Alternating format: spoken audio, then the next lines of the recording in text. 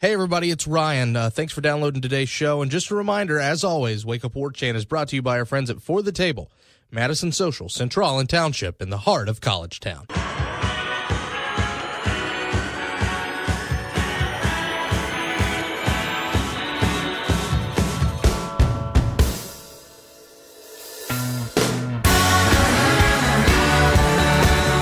That's right, ladies and gentlemen, from Tallahassee to Thomasville and from coast to Atlantic coast, it's time to Wake Up War Chant here on 97.9 ESPN Radio, and it's a very happy Thursday morning, December the 28th, to you and yours. You're currently listening to the voice of Ryan Kelly. I'm the director of digital media at warchant.com, and it's really good to have you with us on a Victory Thursday, I guess you could say. Not many times you get to have a Victory Thursday in football, but that's exactly what the Seminoles get, a very sweet one, that is, to send Odell Haggins out 2-0 as head coach of the Florida State Seminoles. Of course, we've got all your reaction to the Independence Bowl and the Seminoles' 42-13 victory over Southern Miss here in a second. Later on in the show, you're going to hear thoughts from our own Gene Williams and Corey Clark. They had an extended conversation a little earlier in the day. But first of all, thanks so much for waking up with us. 6 a.m. 97.9 ESPN Radio, TuneIn Radio app, WTSM app, podcasts on Podcast Republic, iTunes, YouTube, all those different places. Of course, radio@warchant.com is where you can reach out to us via email. @WakeUpWarChant is the Twitter account. By the way, send your questions in now, because Friday we've got I don't want to say exclusively Renegade Express, because I don't know if any news is going to break between now and then, but it's going to be pretty heavy Renegade Express. We're going to take your football questions for a segment. We're going to take your basketball questions for a segment. Any questions that you have for the War Chant staff, or hopefully Adrian Crawford will be joining us for the basketball questions, make sure you're firing them away either on there or on the War Chant message board. So get cracking with that. So Florida State played its final game of the 2017 season, and I'll be honest with you, I would not feel right talking about this game by myself, so that's why standing by on the phone line, our old friend Drew Hicken is here to break down this game. Drew, how are you, my friend? I'm doing well. How have you been doing? I'm doing fine, man. This has been a strange experience going back to flying solo on the show, but listen, if we're going to break down one last game for the season, it's happy we get to break down one like this, where this game outside of that opening drive really wasn't in doubt. It was Florida State. I'll just boil it down simply to start, Drew. This was a game where Florida State did what a team should do to an opponent it's better than. It kept things simple. It gave its best talent the ball. It put them in space and let them make plays against inferior competition. That's nothing against Southern Miss. That's nothing against those guys. But let's face it, the guys in Vegas actually did know something on this one, and we could scoff at that 15.5-point spread all we wanted going into this game. But at the end of the day, Florida State was the superior, talented team. Their athletes made the plays, and when they lined up person to person, man to man, player to player, it showed. Yeah, I mean, I'm not going to lie. I like you, thought that spread was a little too high. I really felt like it would probably be a 2-score game, maybe a 10-point game, but I thought Southern Miss would battle. That being said, I knew nothing about Southern Miss. So, but I'll tell you this: even after it was 6-0, I knew Florida State was going to wipe the floor with those guys, just because. And again, that's not a shot at Southern Miss. It's just, one, I think it was a bad matchup for Southern Miss. Just their style of play, the way that they tried, the way they try to do things offensively was never going to work against Florida State. Specifically because, like you brought up, I mean, Florida State really wouldn't have had to have that great of a game plan today. They were just they were so superior athletically that I didn't really think Southern Miss ever really had a chance in that football game. You mentioned it there. Not a whole lot of total yards for Southern Miss. It's 260. Florida State 452, 129 over the air, 131 on the ground, which is decently successful against this Florida State team, but 4 of 14 on third down, where third down, of course, we all know Florida State's Achilles heel all year. But the fact that You only allow 4 third-down conversions, 2 of 4 on fourth, which, is maybe a little bit more than you'd want, but the fact that they go for it 4 times on fourth down anyway, and a couple of those you absolutely stuffed them. This was a physical game. This was a game where Florida State's talent shined through, but not all of the talent was talent that you thought was going to shine through. You knew this was going to be a big day for the running backs. Jacquez Patrick with 61 yards, Cam Akers with 94. You knew this was a day where they could ground and pound, and everybody got theirs and ended up being 214 yards rushing on the day. But James Blackman's performance as a passer is really what shined through. And Corey Clark and I, when we were talking about this in the pregame show yesterday, we really thought this is a game that he can show and audition himself a little bit. Go out against an inferior opponent, look really sharp, look really crisp, and give people something to think about when fall camp rolls around and you're 100% and DeAndre Francois is 100%. This is the type of performance he had to do that. 18 of 26, 233 yards, 4 touchdowns, no interceptions, and a couple of those misses were just ones where he had to throw it away, and guys just dropping the ball. Honestly, this was as sharp of a game as we've ever seen from James Blackman, and that includes ULM, and that includes Delaware State. Right, and it could have been 5 because, like you said, Keith Gavin drops that touchdown. He also has that one that's just overthrown to DJ Matthews in the corner. He really, he played really well today. And I'll tell you this, no matter how you feel about Blackman and Francois and the quarterback battle to come and all that, here's the bottom line. Willie Taggart now has had 2 to 3 weeks to watch Blackman play while Francois is on crutches. Francois is not expected to be back for spring practice. So that's going to be another month of practices that Blackman will have over Francois, and that will be in Taggart's system. And then you go back to fall, and he's going to be a little rusty. A patellar tendon is a big injury. We don't even know what kind of quarterback he's going to come back as. And Blackman hasn't had that kind of an injury yet. And the way that he's playing, he's only going to gain more confidence and more support of his teammates. That all being said, I'm really, as well as Blackman's played and things like that, I'm really interested to see how he could potentially fit into a Willie Taggart-type offense where they do like to run the quarterback a lot. Because, let's face it, it's not like Blackman is not mobile, but when it comes to mobility, Francois is definitely going to be the superior guy here. It's just how much is Willie able to tailor his offense to either Blackman or Francois. It's going to be really interesting to see how everything unfolds. What I do find funny about this whole game, though, Drew, is the offensive story was all about the young guys. It was James Blackman. It was Cam Akers, who ended up outrushing Jacquez Patrick, even though Jacquez Patrick ran like a man possessed in a couple certain key moments at the beginning of this game where Southern Miss goes down and scores after that roughing the punter penalty.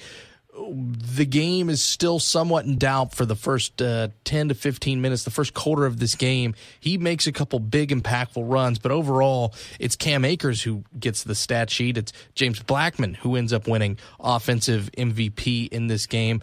Defensively, the narrative coming into this game, and I think just about anybody would think you were crazy if it was otherwise, was this was going to be a game to see what the young guys can do. This was going to be a game to see what does Levante Taylor, what does guys like Josh Kando bring to the table. This was going to be their game to sign, and really, it became old-timers day.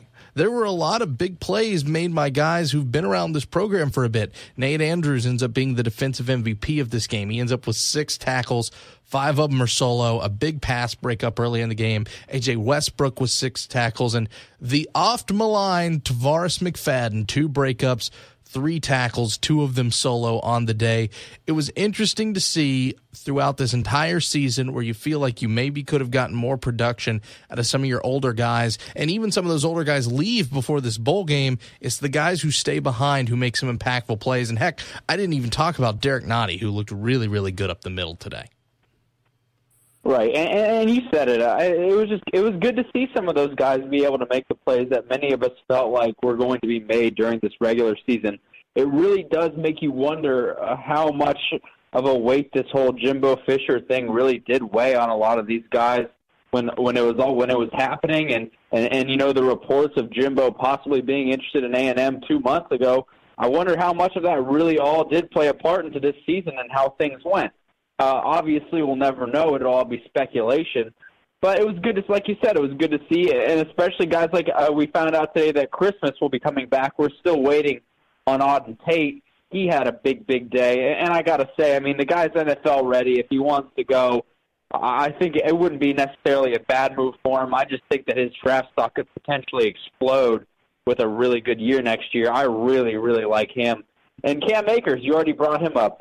I mean, he breaks Dalvin Cook's record today with only 11 more. I mean, he had 11 more carries and only beat him by 14 yards. And granted, Dalvin did do it with Jameis and Cam, obviously. But Cam was splitting carries, too. And that's really impressive to even be close, to be in the same sentence as Dalvin Cook and guys like that. I mean, I really think that Cam Akers is a guy who could rush for 1,500-plus yards next year in Willie Taggart's offense. That's a debate we'll have to have soon sometime, the idea of Cam Akers versus Dalvin Cook, because Cam was splitting more carries. However, Dalvin Cook really didn't even enter the picture till the second half of the season. There are pros and cons to the performances that they both had, but you're right. The fact that this guy is even brought up in the same breath as Dalvin Cook, the fact that, honestly, people are excited he was a 1,000-yard rusher, but at the same time, you kind of shrug your shoulders because you expected it out of a kid that was this talented, that had this much hype around him. And I'm not saying, when I say shrug your shoulders, I don't mean, yeah, sure, whatever. But the idea that a lot of people maybe thought this was going to happen before he got here, maybe not breaking Dalvin's record, but being really darn close to it. And I think that's impressive, to say the least. I think you mentioned a really good point there, Drew, talking about the way some of these older guys played, especially with Derwin James gone, with Matthew Thomas gone, with Josh Sweat gone. A lot of the guys who got some of the biggest hype around this team over the last couple years, and you did end up with the Nate Andrews, who even said today, I kept trusting there was a plan. And, even if the playing time was short, I stayed and I knew I had something for me. I knew it was all going to work itself out. What you had left, Willie Taggart's been talking so much about the toys that he has to play with now at Florida State. And I think the guys remaining on this defense, to a certain extent, felt like an island of misfit toys. The guys who, hey, remember me? Hey, remember what I can do? It's not just Derwin. It's not just Matthew. It's not just those guys. I can play too. And I think that had something to do with this game as well. Not just the idea of, hey, well, Jimbo's gone and maybe we should play with a chip on our shoulder for that. I think it's also the idea that, hey, these other guys are gone. Don't forget about us. Don't forget about the contributions we made. Nate Andrews was a decent cog in that 2013 title team. These are guys who have been battle-tested and been to war, and I'm happy that they got to have their big day where they got the spotlight. Well, you also have to keep in mind, too, a lot of these guys who have been forgotten about, who are still returning with eligibility. I mean, this coaching change is a breath of fresh air for them. And in many ways, for instance, the first 2 years didn't exactly go like, for instance, Dontavius Jackson. He's got to be one of the guys who's most excited about this coaching change because, look, this year just in no way, shape, or form went the way that we all expected it to go for him. But he's got a new chance. He's got a new group of coaches who are going to come in, who's going to get to impress and kind of try to get a second chance here because it was no secret that things just weren't going well for him this year. So guys like that who have been forgotten about, who still have some eligibility left, are coming in with Willie Taggart and whoever the new defensive coordinator is going to be, and they're going to be getting a second chance here, which is going to bring a lot of energy and emotion, and it's just going to be really good for the program. I'm just really excited to see how things go.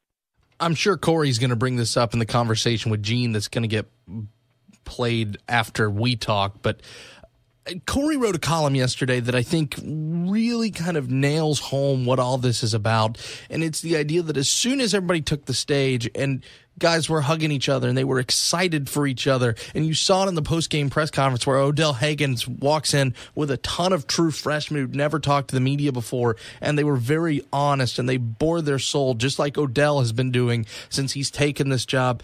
Everything just kind of feels different. I don't want to say, because I don't feel like it's fair to Jimbo Fisher because of how much good he did for this program, but these last two games have almost kind of felt like an exorcism. It felt like whatever was wrong with Florida State football, these last two games, I'm not saying everything's going to be better on the field. I'm not saying they're going to be perfect. I'm not saying they're going to go out and win the ACC and have a playoff spot next year. But some of the overriding, the bad air that had been hanging over Florida State just kind of seems to be sucked out over these last couple games. And I think I think a lot of that had to do with when we were talking about when Jimbo Fisher left, almost a month ago, Drew, we talked a lot about Florida State needed a week and it needed a day and it needed a coach like Willie Taggart who would come in and tell it was pretty. And Florida State's not exactly a school that needs that ego boost a lot. But I feel like this whole month has kind of been an extension of that. What's right about Florida State seems to have prevailed over what's wrong with Florida State at the moment. And it's clear the direction that this program's headed in, and it's clear the optimism coming out of this season compared to the question marks you had just a month ago. Right, and I think it's going to be big for Willie Taggart to keep this momentum kind of going, this optimistic feeling, because look at the roster he's inheriting. I mean, it's just not like Division I coaches inherit jobs like this where they have a roster with all these blue-chip guys who are coming off a season, and before the season, many thought could have possibly been the most talented roster in college football. And now Willie Taggart is coming in with a chance to inherit that. And a season where really things just went south in a lot of crazy and unexpected ways. But he's still getting just a ton of talent. And if he's able to just keep that ball rolling in the right direction and start getting some recruits and this and that, make some splash hires, I mean, I think this thing could take off quickly. But again, not to put too much expectations on him too quickly. But I mean, let's face the facts. It's not going to be, whether it's fair or not, people aren't going to accept a 7-5, 8-4 record next year from him. And I would tend to agree with you. I think 9-3 is the ceiling that people will be happy with, even though when you look at that schedule, you open up. How would you like to, as in your first game as head coach, be Labor Day night? Hey, welcome to your dream job. Here's Virginia Tech to open up with at home on Labor Day. And then, listen, win or lose, turning around from Labor Day game on Saturday, even if it is a cupcake, is really difficult. We saw in 2009, Florida State should have lost to Jacksonville State. A year later, Virginia Tech team that would play in a BCS Bowl would lose to James Madison the Saturday after they lost to Boise State on a Monday night. That's not an easy task. And you know what else isn't an easy task? Going to South Bend, Indiana to play the Fighting Irish. It's a tall task, but the expectations are going to be certainly high due to the talent. But before we wrap all this up, Drew, the one guy I wanted to mention that we haven't really been able to talk about a ton is Odell Haggins. And when I say the things that are right about FSU overcame the things that had been wrong about FSU, I'm talking about Odell Haggins. I'm talking about a guy who is true and true, Garnet and Gold, Bobby Bowden, Mickey Andrews to the core. And the fact that he had this moment, the fact that he had this stage, and I know he will do everything he can to say this isn't about me, this is about the players. The Florida State isn't going anywhere. This is about our team, our program, our culture. Well, I think when it gets deep down to it, Odell Haggins is that team. He is that program. He is that culture. The heart and soul of Florida State beats because of guys like Odell Haggins. And the fact that he was able to have a moment like he's had today and like he had earlier this month in Doak Campbell Stadium is good stuff. Yeah, I mean, the way that he and all the coaches who stayed behind knowing that they would not be retained handled this entire situation and continued to go out and see recruits for Florida State and coach through this thing and finish things out the way that they're supposed to be, especially a guy who caught as much slack, like Charles Kelly, who apparently said he's got another job opening waiting for him that he'll announce in the coming days. For him to be able to continue to recruit for Florida State and coach for Florida State knowing full and well that he wouldn't be back, I mean, I can't say enough about all of those guys because, look, at the end of the day, these are just normal guys, man, and they're going to lose a lot of them, other than Odell, they're all losing their job, and they handle things with as much class and as much honor, and they just did things the right way. And like you said, it's everything that's been right about Florida State. There's there's some things that have been wrong in the Jimbo Fisher era, but, man, these guys handled this situation just about as well as anybody could have asked for. 42-13, and it preserves the longest active winning streak in college football, 41 straight winning seasons for the Florida State Seminoles. Drew, thanks so much for talking with us. Let's talk soon, man. Yeah, man. Thanks for having me. The great Drew Hicken, everybody. We'll step aside, and when we come back, it's Gene Williams and Corey Clark giving their thoughts on the Independence Bowl on Wake Up War Chant, 97.9 ESPN Radio, brought to you by your friends at For the Table.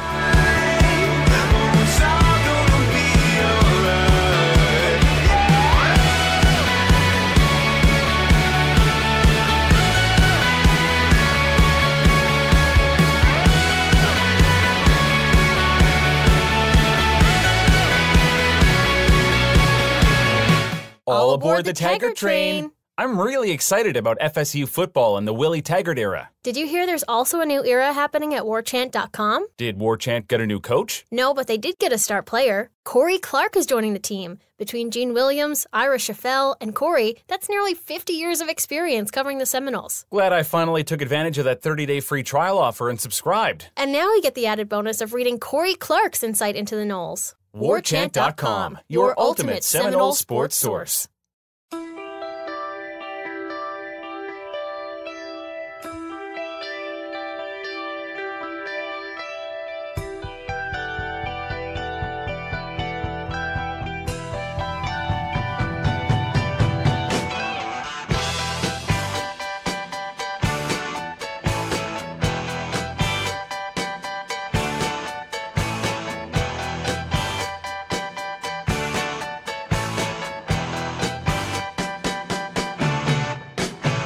Welcome back to Wake Up War Chant here on 97.9 ESPN Radio, and I'm joined by new senior writer for warchant.com. That's, of course, Corey Clark, who was kind enough to spend the last couple days for it in lovely Shreveport, Louisiana. And Corey, welcome back from your 2 days out there. I'm sure you had a great time. Yeah, it was wonderful, man. I would suggest everybody go to Shreveport at least once in their life, just to feel good about where they are, are in their current situations. Go to Shreveport, and it's a great perspective. Yeah, like you said, just once. But Florida State victors over Southern Miss in the Independence Bowl, 42-13. Of course, the biggest news out of that is that makes it 41 straight winning seasons for the Seminoles. That's obviously pretty good because no one else has pulled that off for that many consecutive seasons. And before we get into that, just how do you think, Corey, you've obviously, since you were a child, you've been a Florida State fan, so you've been around for all those seasons. I mean, how important and how big is that this team's now been able to go forward? Now, a lot of 7-6, few 7-6 seasons in there, but how big is that for them to continue that streak? I mean, it's just remarkable, man. I mean, it really is to have that kind of consistency. And yeah, there's variance between 13-0 and 7-6, but to always win more games than you lose is just a really remarkable. It's just, I mean, North Carolina basketball can't even say that. Duke basketball can't even say that. They had a couple years in the 90s. Duke had one in the 90s. North Carolina basketball had one in the 2000s before Roy Williams got there, where they had a losing season. So for a football team in this day and age to always have winning seasons is just a remarkable feat, and it really should be something that, I know a lot of people, in the national media made fun of rescheduling the Louisiana-Monroe game, but you know what? This team, this program deserved that game to be rescheduled. So you got a chance to extend the bowl streak, and then you got a chance to extend this streak. And they're both really neat streaks, and I don't know that you'll ever see anything like this again by anyone. So Florida State needs to try to keep it up as long as it possibly can because it's really remarkable. And, Corey, you've got a column up on warchant.com right now just kind of about the very good feelings and all the kind of hugs and smiles and everything that was going on there before and during the game. And that's one thing I think I kind of took from the ULM game. It was a very different vibe without Jimbo Fisher there. And I guess that's the thing. Obviously, you take Florida State one, they keep the streak alive. But, Southern Miss is not a very good team. They lost to Tennessee. They lost to Kentucky. This was one of the worst teams they played all year. But still, it just tell us a little bit about what it was like being there in and around the team the last couple of days. Well, yeah, I mean, look, there certainly seems to be a weight lifted off the entire team. Take that for what it's worth, but there does. And when you watch that team play, the 2 games that Odell was the coach. Now, like you admittedly, not the best competition, but they just played looser. They had more fun. I mean, there's something to that. They also played weaker teams, and when you're scoring a lot, it's a lot more fun. But still, they're correlated, I think, in a way. And so the feeling around the team, especially on Wednesday during the game, was something that you hadn't seen in a long time. And that starts, frankly, Taggart was there, and that's a big deal that Willie Taggart was on the sidelines. He was there. He was, shaking hands and kissing babies. And Deion Sanders was there. Man, it has been a long time since Deion Sanders was on a Florida State sideline. And to see him there, just for the morale of the program, the morale of the fan base, to see maybe your most famous alum, most famous football playing alum, except maybe, Burt Reynolds, to see him there in a part of the program again is a really big deal. And, after the game, everybody's coming up to Willie. All the players are shaking his hand and giving him hugs and saying, next year it's on. Whatever they were saying to him and all the smiles, it was just a fun atmosphere. And you could tell it was going to be, it just felt like a shift. And I wrote in the column, it felt like a seismic shift, like an earthquake type shift from what we're used to in the weight that has kind of been on that program to a more fun environment, a more fun atmosphere. Does it translate into more wins? We'll see. But it certainly seems like it'll be more fun. It's interesting you brought that up. I don't know if you caught it, Corey, during they interviewed Willie Taggart during the game up in the booth, and it was one of the things that was interesting. I was around a bunch of people watching the game, and FSU was in a huddle, and Willie made the comment, said that's you're not going to see that happen next year when they were in a huddle, and everyone just kind of smiled and was like, "That's great." Because he threw that, and again, that goes to what you're saying about just kind of the excitement and everything else for the future. But of course, it all comes down to winning and losing. I want to talk about a couple of the player performances. I got to start with Cam Akers, who set the new freshman rushing yards record at Florida State, passing Dalvin Cook.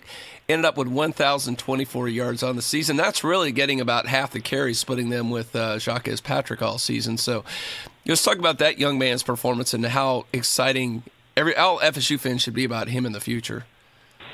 Yeah, man, he's really special. He is a special talent. And, again, when you talk about a fan base that's been blessed, imagine going from Dalvin Cook to Cam Akers. I mean, what? I mean, that doesn't happen. I mean, that's just remarkable. That's like what Kentucky basketball does, where they get one incredible 5-star freshman, one-and-done guy, and then get another one-and-done guy right after that they do every year. Well, these guys are 3-and-done. So you get them for 2 more years, which has got to be really exciting news for Florida State fans and, quite frankly, for Willie Taggart. Yeah, he's really good. The one run he made where he reversed field and then cut up and almost scored. He kind of tripped himself. I mean, there aren't a lot of college backs that can do that. There certainly aren't any other on the Florida State roster, and there just aren't many in the country. And he's just a gifted dude. And hey, kudos to Jimbo Fisher for going in and getting him, because that was a big time signee from Mississippi, and he's gonna. I mean, he has a chance to break all of Dalvin's records, especially with the way that Willie Taggart runs an offense. And the amount of plays they have and the amount of rushing attempts he gets per game, he really has a chance to break some serious records by the time he's done at Florida State. He's really good. And I have to talk about James Blackman, who had a career outing in the Independence Bowl, completing 18 out of 26, 233 yards and 4 touchdowns, and not an interception too. I mean, that was really impressive there. And I tell you, his timing was on. He was accurate. He had good reads. He had good presence in the pocket of what he did. And just really, again, I actually want to ask you, Corey, do you think that's more a function of just really bad competition, or is he just kind of loosened up a little bit because he doesn't have somebody screaming at him at the sideline? I mean, that certainly can't hurt, can it? It just can't. I think there's a correlation there. I also think the competition wasn't great, but I also don't think Southern Miss's defense is a joke. I mean, they're a pretty good defense, and he was really good. And in fact, he should have had 5 touchdown passes. Yeah. Gavin somehow doesn't even seem to get his hands on the ball before it hit his chest on what should have been a 5th touchdown pass. Yeah, man, I thought that was Blackman's best game. I also, I thought he played pretty well against Florida too. The numbers weren't great because he had a lot of drops, but I thought he played well against Florida too. So now you're looking at really going back to, Delaware State, you can't really count that, but you're going 3 straight games of Blackman looking really good. And, he just looked different. He looked quicker with his decisions. He ran more. And also something I thought was interesting, and I don't know if it was because Taggart had maybe even suggested to Randy Sanders and the people calling the plays, hey, man, get him used to speeding it up.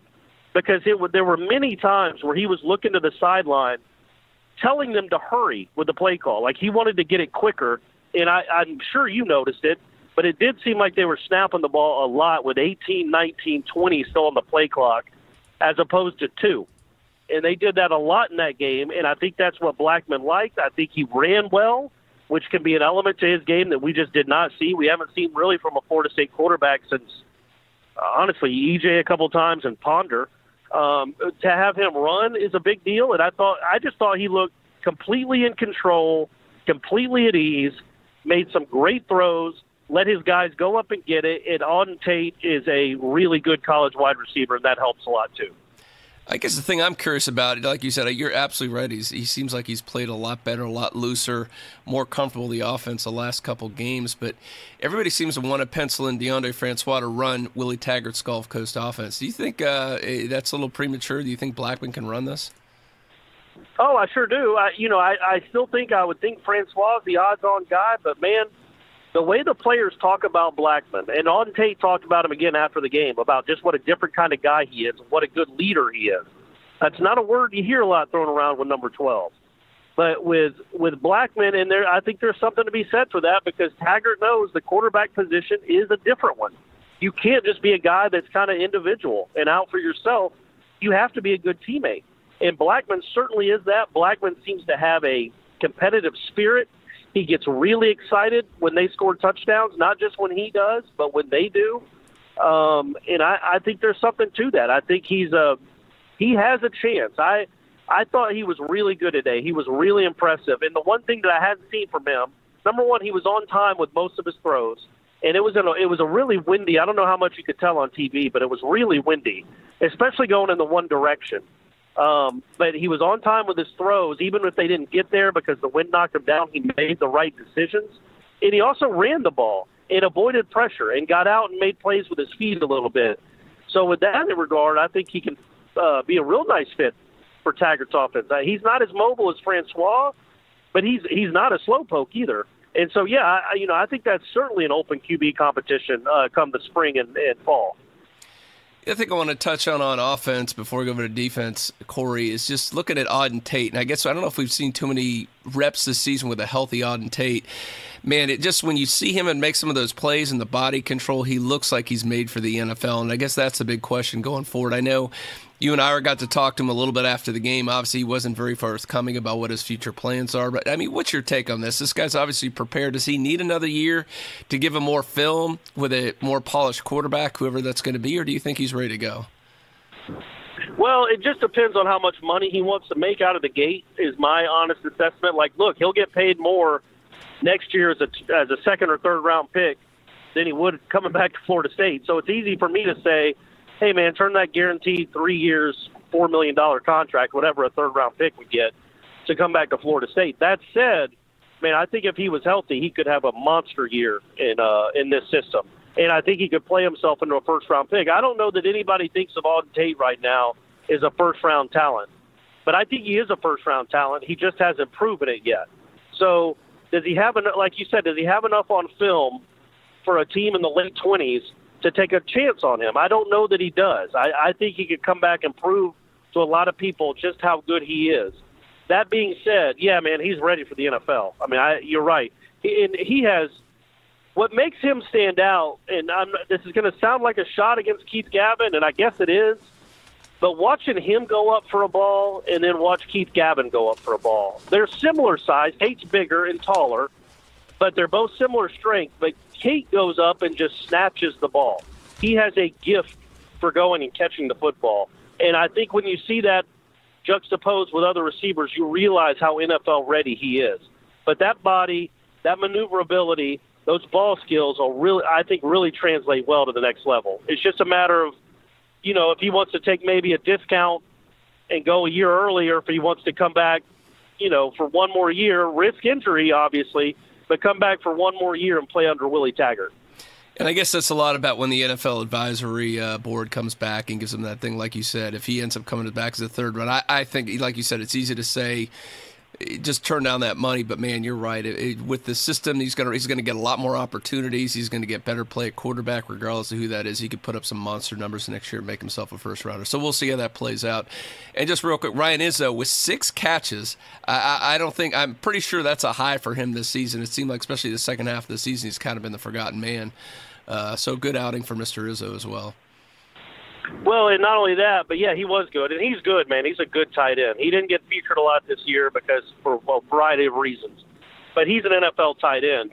And I thought it was interesting after the game. You know, everybody came up and hugged Taggart and talked to him, all the players, for maybe a glancing handshake, a quick hug, and then on to the locker room. He and Izzo had an extension. They had a long hug, and they had an extended conversation for probably 2.5 minutes on the sideline before they came into the game, and Izzo just did a lot of nodding. I assume that's a little bit of recruitment going on. So, there's a chance, he's a junior, he's a draft-eligible junior, so there's a chance he might be thinking about it too. But, man, what a weapon he can be for an offense that runs fast and for a quarterback that knows what he's doing. And next year, no matter who the quarterback is, it'll be an experienced guy. And Izzo, again, just like Tate, Izzo could have a really – And let's move over to defense. Obviously, a pretty good outing. And really, they held them to 6 points until I know they got a late drive. Southern Miss to get that touch. Some of that was kind of just late scrap yards they got. And even that first touchdown they got, obviously, was off the special teams blender that gave them second life on that. So right. Really one of the better plays. And again, not elite offense, but I think the Smith running backs, obviously, very talented. And they've got some players, few players on that side of the ball. So really one of the better outings by the defense as well, I thought. Well, and I thought, again, it kind of goes back to a culture a little bit and a mindset that, Florida State could have gone through the motions and not cared. I mean, I'm telling you, it was a miserable day. They're playing on turf, so that doesn't feel good anyway. And it's not fun to play defense. And a lot of teams their defenses don't show up in bowl games for this reason or that reason. They were locked in and they were intense. And they didn't have 2 of their best players who decided to sit out. And it didn't matter. They had Matthew Thomas wasn't there either. So they had a lot of guys trying to prove themselves. Or for a guy like Nate Andrews, one last rodeo. And I just thought they played hard. They obviously, because Southern Miss runs a weird offense. It's not something you see a lot of. And it can be confusing if you don't know what you're doing. But they obviously used those 12 bowl games and were locked into what was being taught. And credit to Charles Kelly too. Like, he knows he's not going to be here. We all know he's leaving. He's gone. But he cared enough to put together a good game plan and to get these guys all on the same page. And, they were coached really well. They're obviously much better than Southern Miss, and they dominated the line of scrimmage. But they also didn't have guys running free either, like we've seen many times in the past. Dudes just running wide open on 3rd and 17 somehow. They were locked in, and they played one of their best games of the year when the stakes weren't really all that high, which kind of shows you that, man, it meant something to them. They made sure it meant something to them, and they played like it. And they kind of dominated that Southern, like you said, Southern Miss scored on the first drive thanks to 30 yards and penalties. And after a 3-and-out where Florida State hit the punter. But other than that, Southern Miss didn't do anything all game. Florida State's defense dominated that thing. And the one thing, too, I want to point out there is the bugaboo that I always harp on all season long is the third downs. And they stopped them on 4 out of 14. They were getting those outs when they needed to get them on third down, which has, been a major problem of this defense all season. Now, obviously, the last thing, Corey, who jumped out of you on that side of the ball? It seemed to me, watching it on TV, it looked like you saw a lot of Brian Burns was very active with that, was getting his hands on the ball, getting pressure, getting stops in the backfield. What'd you think of him, and who else jumped out on defense? Yeah, I mean, Burns is good. He needs to have he was a little too inconsistent for me this year. He's too good a player to be so quiet in some games. You saw in the Clemson game, that dude was a maniac. He was a wrecking ball. He can be like that every game. He needs to figure that out and get a little more consistency. But, yeah, he was good. The whole defensive line really, to me, was good. And I like, man, Stanford Samuels. That's a big play. Maybe big is a bit of an overreach with a word, but that was a nice play by him to create that fumble. He also made a big play on a 4th down stop where he read it well and was physical. To be polite, some of the cornerbacks on Florida State's team haven't been all that physical this year, but he played physical, and I think that guy is going to be a really good player before it's over. You know, you think about how his season started with getting burned by Cooper I don't know if he got burned. He really didn't have safety top over the top like he should have, but it looked like he got beat for a 60-yard touchdown, chasing a guy to the end zone. And then today, again, he ain't playing not Riley Cooper. Well, whatever, the guy from Alabama, Ridley, not Riley Cooper. Yeah. Calvin Ridley from Alabama. He wasn't playing a Calvin Ridley today against Southern Miss, but he played really well, and he was physical. And I think that when your cornerbacks are physical, that's always a good sign too. And I think he's going to be a good one by the time his career's up too. Well, appreciate your time with us, Corey Clark. Enjoy a couple days off in the Big Easy. And, we'll catch you back here for the New Year's. Appreciate all your work that you did for us. I know that wasn't exactly the glamour stop for the War Chant staff there in Shreveport, but, you and Ira did a fantastic job, buddy. Nowhere to go but up from here, my man. Nowhere to go but up. But, yeah, I appreciate it, Gene. I appreciate it, buddy. All right, buddy. Happy New Year's. Thanks, Corey. You too. Thanks, Gene. Don't say that you love me.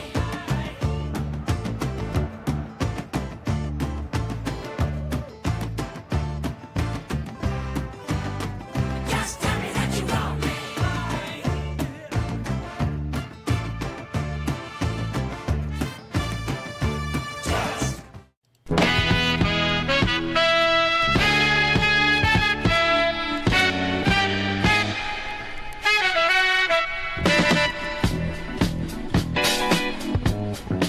As we put a bow on it here, Wake Up War Chant 97.9 ESPN Radio. Now might be a good time to remind you that the best place to celebrate Florida State's 41st straight winning season is with our friends at For the Table, Madison Social, Central, and Township in the heart of College Town. Of course, maybe you're doing it in the morning.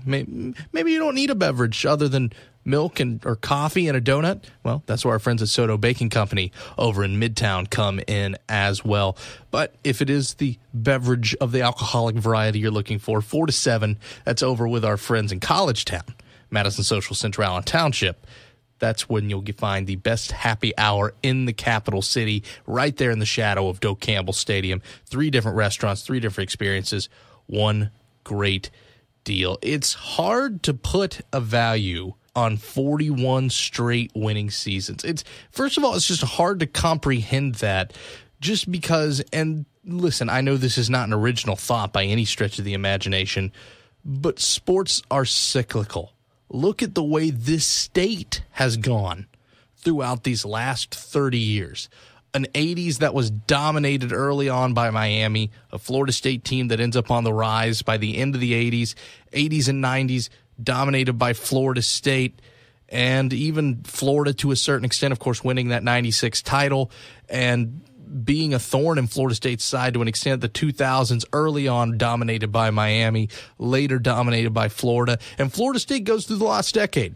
And throughout that entire time, it's hard to imagine that some of the teams that had as rough a go as they had in the lost decade, that some of the teams that have had as rough a go in little pockets, including this year, not a single one of them, not a single one, had a losing record. That 06 squad that had to have a furious comeback to win that game against UCLA in the Emerald Nuts Bowl, winning record. The 2007 team, winning record.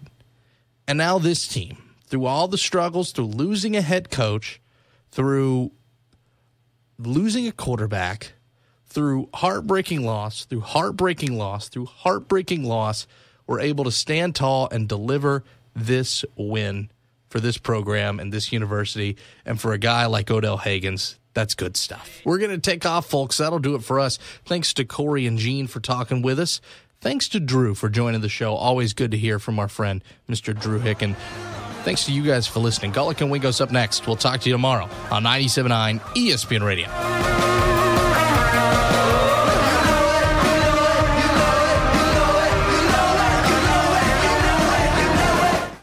WarChant.com is the ultimate inside source for FSU football and recruiting. And now you can get in on the action for free for an entire month. WarChant.com is offering a risk-free 30-day trial subscription. Get full access to the #1 website covering the Seminoles just by entering the promo code WarChant30. That's WarChant30. Sign up and get in on the world's most active FSU message boards. Receive breaking news, stories from our award-winning staff, plus get exclusive interviews and videos. Just enter the promo code WarChant30. WarChant.com, your ultimate Seminole sports source.